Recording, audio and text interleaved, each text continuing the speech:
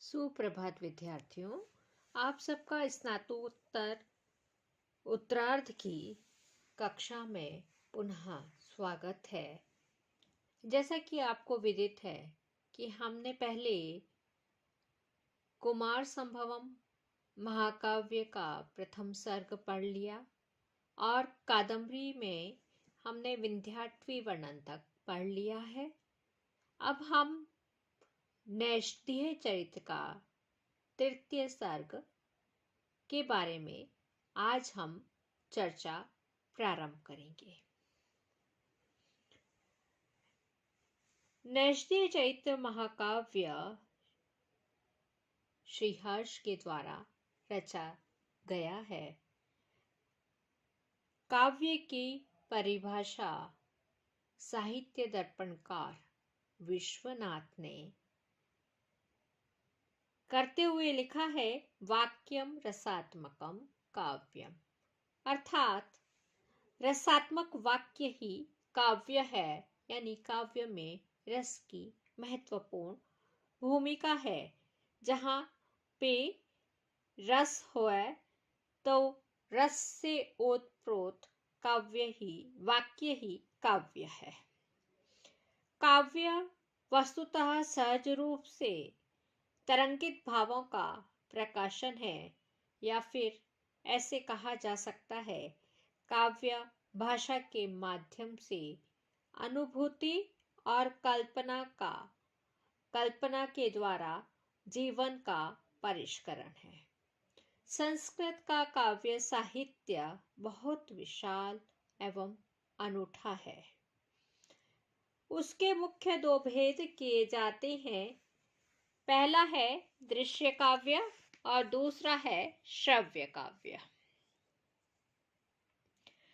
दृश्य काव्य के अंतर्गत रूपक आता है और श्रव्य काव्य के तीन भेद हैं: पद्य काव्य, गद्य काव्य और चंपू काव्य। पद्य काव्य भी तीन प्रकार का है। पहला महाकाव्य, दूसरा खंड काव्य और तीसरा मुक्तक काव्य।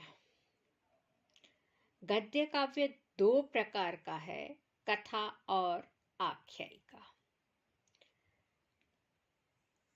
चूंकि नैषधीय चरित्र एक महाकाव्य है और महाकाव्य के क्या लक्षण होते हैं, इस पे हम आज संक्षिप्त में चर्चा करते हैं। महाकाव्य के लक्षण महाकवि दंडी ने काव्यादर्श में देते हुए लिखा है, सर्गबद्धो महाकाव्यम उच्यते तस्य लक्षणम आशीर नमस्क्रिया वस्तु निर्देशो वापि तन्मुखम इतिहास कथोद्भुत मित्रद्वः सदाश्रयम चतुर्वर्ग फलोपेतम चतुरोदात्त नायकम नगरान्वशैलर्तु चंद्रकोदय वर्णनै उद्यान सलिल क्रीडा मधुपान रथोत्सवै विप्रलम्भै विवाहैश्च कुमारोदय वर्णनै मंत्रदूत प्रणयानि नायकाभ्युदयैरपि अलंकृतं संक्षिप्तां रसभाव निरंतरं सर्गैर्नतिर्विस्तीर्णैः श्रव्यव्रतैः सुसन्धिभिः सर्वत्रभिन् वृत्तान्तैरुपेतं लोकरञ्जकं कल्पान्तरस्थायी जायते सदलंकृति। अर्थात महाकाव्य का लक्षण है सर्गबद्धता। उसका प्रारंभ आशीर्वाद या नमस्कार या फिर कथा वस्तु का निर्देश पूर्वक होता है।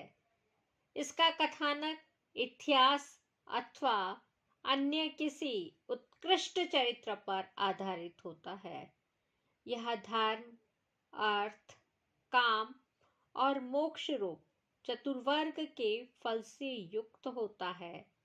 इसका नायक चतुर और उदात्त होता है। यह नगर, समुद्र, पर्वत, ऋतु, चंद्रोदय, सूर्योदय, उद्यान, क्रीड़ा, मद्यपान, रथोत्सव, विप्रलंब, विवाह, मंत्रणा, दूत प्रेषण, प्रणय तथा नायक के अभ्युदय से अलंकृत होता है। यह अधिक संक्षिप्त नहीं होता और भाव से यह व्याप्त होता है।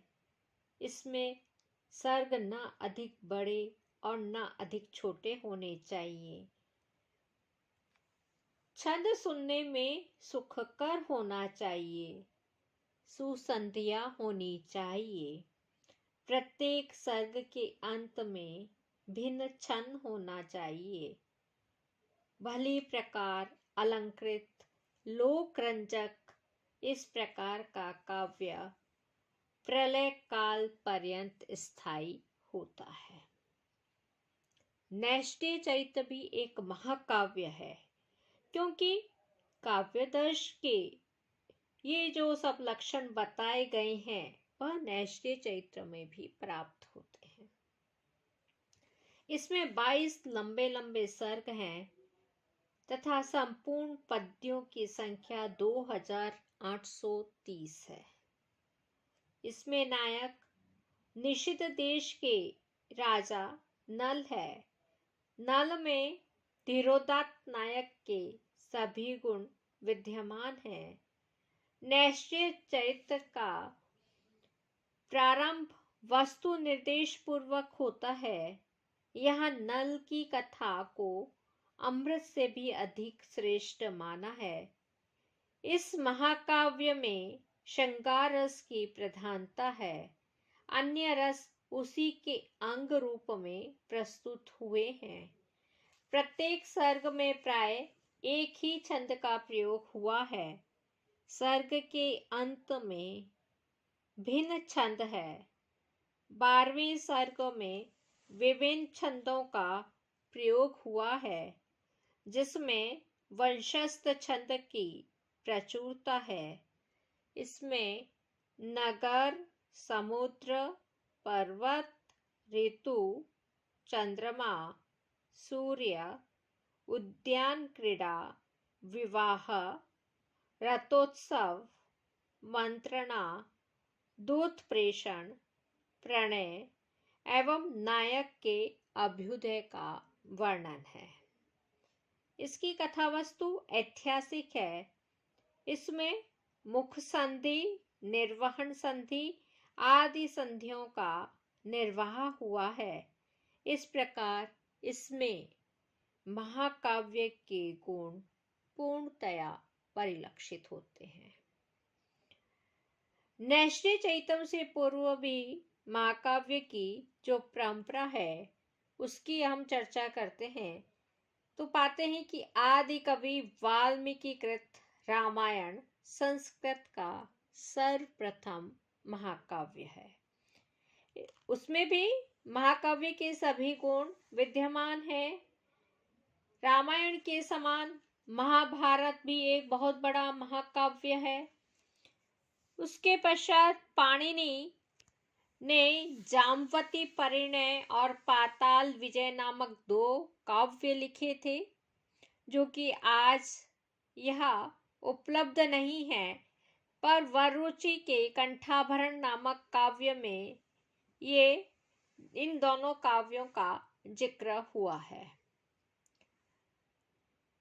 प्रथम शताब्दी ईस्वी पूर्व में होने वाला महाकवि अश्वघोष ने बुद्धचरित और सौंदरनंदन काव्य लिखे।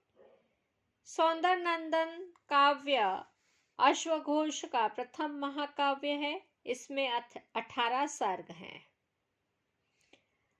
अपने अग्रज तथागत बुद्ध के उपदेशों से प्रभावित होकर सांसारिक बंधनों से विमुक्त होकर प्रव्रज्या की कथा का इसमें वर्णन है। दूसरा, अश्वघोष द्वारा रचित बुद्ध चरित्र महाकाव्य में भगवान बुद्ध का चरित्र वर्णित है। अश्वघोष के काव्य का प्रभाव कालिदास पर पड़ा। कालिदास के द्वारा रघुवंशम और कुमार संभवम 2 महाकाव्यों की रचना की गई। रघुवंशम में 19 सर्ग हैं और कुमार संभवम में 17। रघु के सभी वंशज का वर्णन रघुवंशम में किया गया है, जिसमें कि कालिदास की काव्य प्रतिभा श्रेष्ठतम रूप से प्रस्फुटित हुई है। कुमार संभवम में शिव पार्वती के विवाह एवं उनके कुमार कार्तिकेय की उत्पत्ति की कथा का निरूपण है। अश्वघोष और कालिदास के बाद 520 ईस्वी के लगभग लंका के राजा कुमारदास का जानकी हरण काव्य मिलता है। इस महाकाव्य में 25 सर्ग हैं, किंतु अभी 15 सर्ग ही प्राप्त होते हैं। महाकाव्य परंपरा की महत्वपूर्ण उपलब्धि भारवी कृत किरातार्जुनीयम नामक महाकाव्य है और भारवी अर्थगौरवम के लिए प्रसिद्ध है। संस्कृत महाकाव्यों में जो बृहत रही है किरातार्जुनीयम, शिशुपाल वधाम और नैषधीय चरित्र में इसका महत्वपूर्ण स्थान है। भारवी की शैली का अनुसरण करके उनकी कला को अत्यधिक प्रौढ़ रूप देने वाले कवियों में माघ का नाम सबसे पहले लिया जाता है।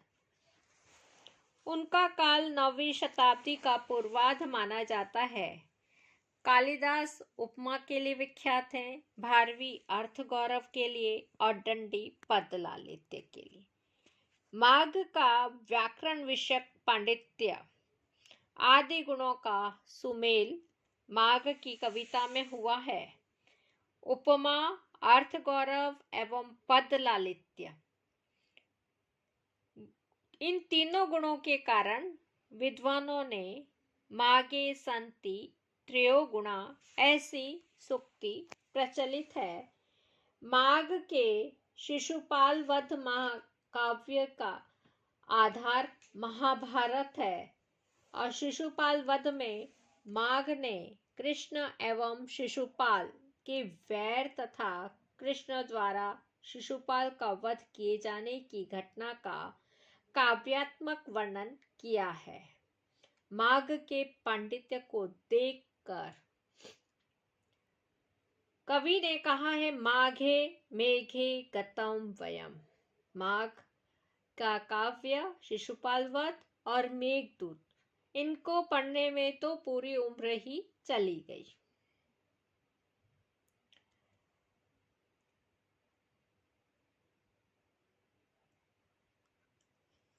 नैषधीय चरित्र के कर्ता का नाम श्रीहर्ष है।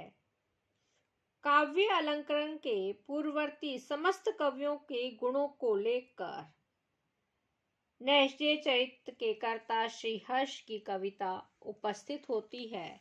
श्रीहर्ष अत्यंत ही प्रतिभाशाली कवि और विद्वान थे। दूर दूर तक उनकी कीर्ति कौमुदी का प्रसार हो गया था।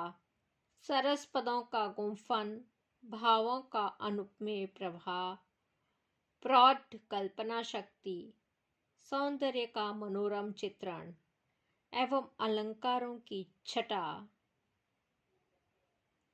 नैषधकार को अलंकृत काव्य के कर्ताओं में सर्वोच्च स्थान प्रदान करती है। पांडित्य के लिए वे प्रसिद्ध हैं। उनका नैषध काव्य विद्वानों के लिए औषधि तुल्य है। पदलालित्य नैषध का विशेष गुण है। श्रीहर्ष अपनी अलौकिक प्रतिभा तथा अपने काव्य की मधुरता से स्वतः परिचित थे और इसका उन्हें गर्व भी था। नैष्ठीय चरित्र में वैदग्धि और पांडित्य का परम मंजुल योग काव्य की उदात्तता का पूर्ण परिचायक है। श्रीहर्ष विशुद्ध विदग्ध पदावली के आदरणीय आचार्य हैं। वक्रोक्ति के द्वारा सामान्य अर्थ की अभिव्यंजना कला के वे पूर्ण पंडित हैं। यहीं पे हम आज समाप्त करते हैं। कल हम श्रीहर्ष का जीवन परिचय और नैषध चरित्र की कथा वस्तु पर बात करेंगे और आप लोग सभी नैष्ठीय चरित्र महाकाव्य का तृतीय सर्ग यह पुस्तक खरीद लें, जिससे कि जब हम अर्थ करें, पद्यों का अनुवाद करें तो आपको समझने में सुविधा रहे। सर्वे भवन्तु सुखिनः, सर्वे सन्तु निरामया, सर्वे भद्राणि पश्यन्तु, मा कश्चित् दुःखभाग् भवेत्। ओम शांति शांति शांति। धन्यवाद।